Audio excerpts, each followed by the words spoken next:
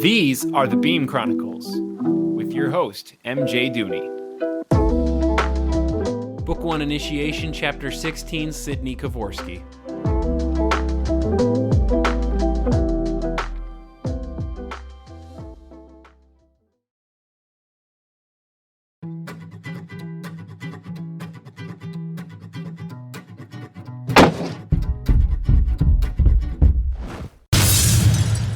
This was the fourth time I had jumped from a window in my brother's lab, and it was only now on this fourth jump that I realized I should have used the same window each time.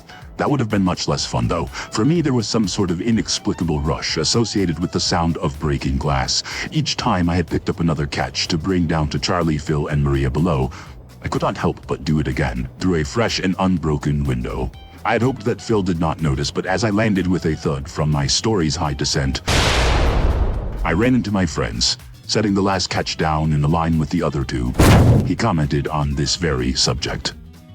So do I have any windows left up there, or did you just jump through all of them? You have 3 windows left, I am sorry, but brother, why are you naked?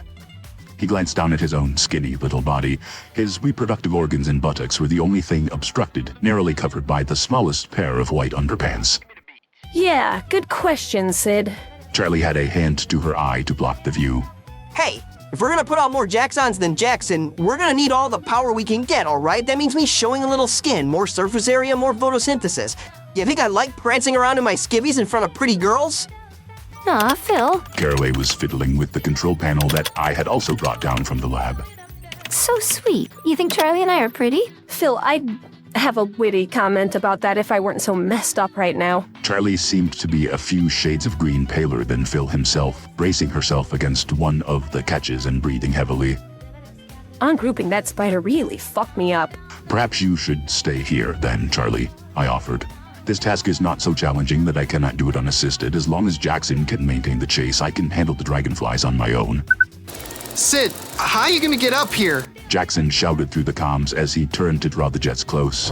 I can try to lift you, but you're a little heavy and I'm a little busy. Yes, no need to help. I will jump. And with that, I did. It was a very long way up, perhaps a few thousand feet, but the altitude was not the problem. What I had not considered was how I was going to precisely land on the small drone once I had attained this altitude. As they flew past me and I sprawled out to grab one, I realized this first attempt would not be very successful. I was then concerned that when I struck the ground again, it would cause much damage, and hoped my brother had the foresight to get everyone to safety or to line up a catch for me to fall into. But instead of plummeting to the ground, I found my body redirected toward a dragonfly, and I latched onto it. Thank you for the assistance, Jackson. No problem, Sid, but hurry up. I'm getting exhausted. I stood up atop the insect-shaped mechanism. The wind was rushing by me, but it was not strong enough to knock me from my perch. My instructions had been slightly abstruse. Get the aircraft low enough that it would detect the particles coming from the catch. While that all seemed well and good, the question was how. My weight alone had caused a slight dip in altitude, but only momentarily, as the course quickly readjusted toward Jackson. I knew I had to be careful to provide enough downward thrust to dislodge the dragonfly from its target lock, that was my friend, but not with so much force that I broke the machine itself and caused it to crash, detonating the warhead within and potentially murdering the entire capital population. That was the worst outcome, I surmised.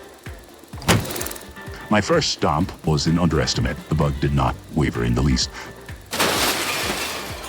My second stomp was an overestimate. My boot was lodged within the steel, and the insect dipped very quickly but regained the altitude.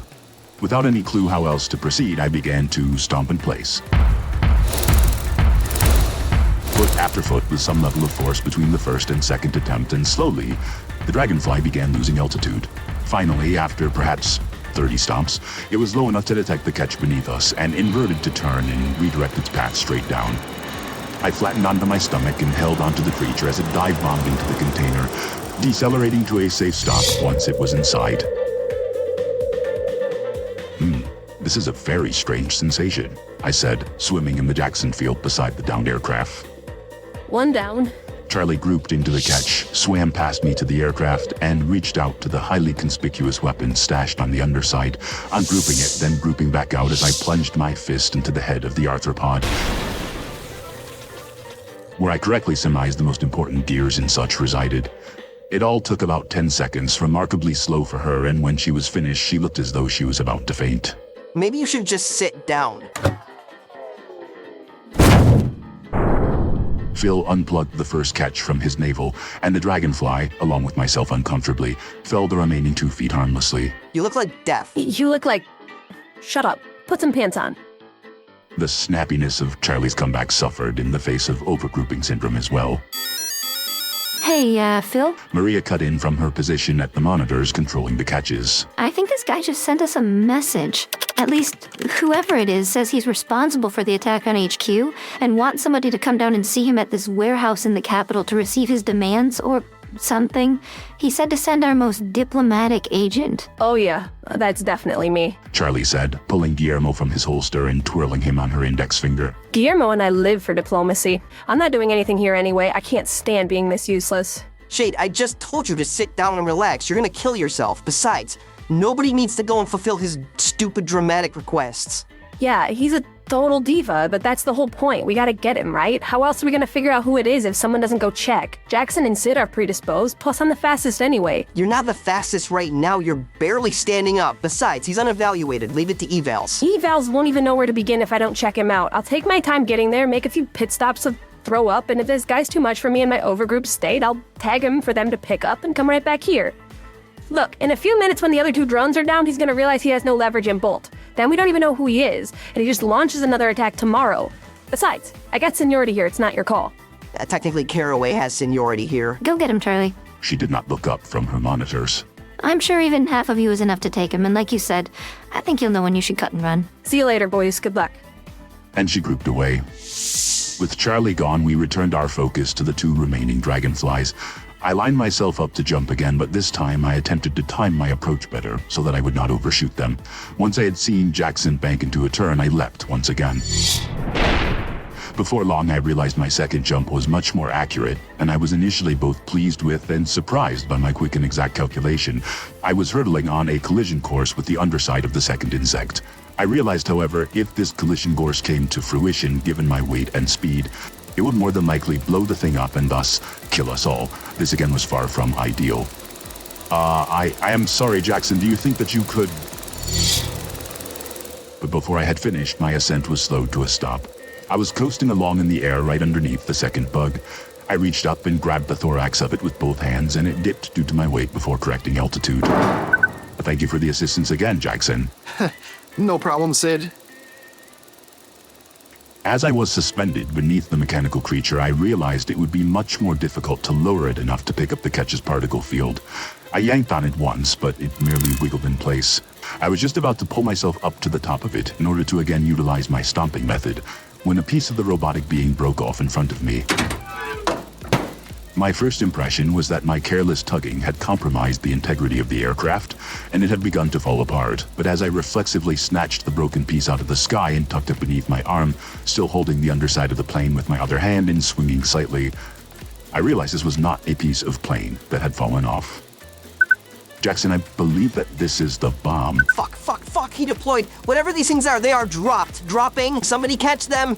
Phil frantically and loudly assaulted the comm. I swung my feet up to the underside of the dragonfly's belly, planted them, and kicked off toward the second falling object. It was yet another ill-conceived plan. Once I had reached the weapon, grabbed it from its freefall and tucked it under the arm not already containing a weapon, I recognized all I had accomplished was ensuring that I would most certainly not survive the blast when the 3 of us fell below altitude and the bombs were triggered.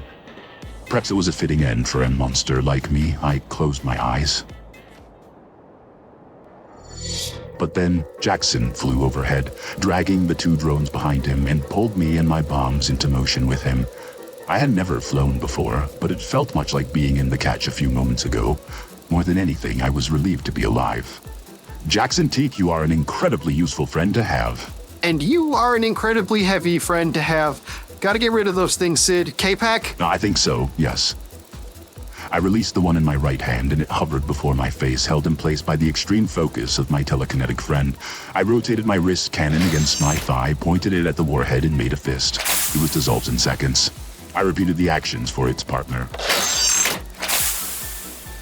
Phil, sorry to waste your sharp strategic wit and great inventions, but I think without any explosives to drop, we can just crash these bad boys, am I right? Yes, definitely. Crash him up.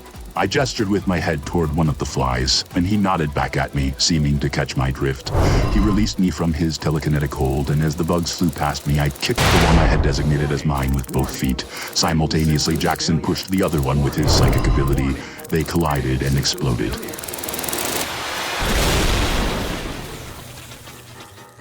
Most satisfyingly. When we landed, I with a resounding boom in a large crater, Jackson much more gently, we were met and congratulated by Maria and Phil. Jackson looked close to passing out, doubled over, grabbing his knees and breathing heavily, but the threat had been vanquished. Trouble was avoided. We were home free. At least until Charlie grouped back at that very instant. We got 3 incoming missiles on the north, southeast, southwest. Gonna hit HQ in 30 seconds. I got north. And she grouped off. Jackson lifted off the ground and glanced toward me. Need a lift, Sid? Thank you for your assistance, Jackson. He carried us to our positions atop the HQ tower.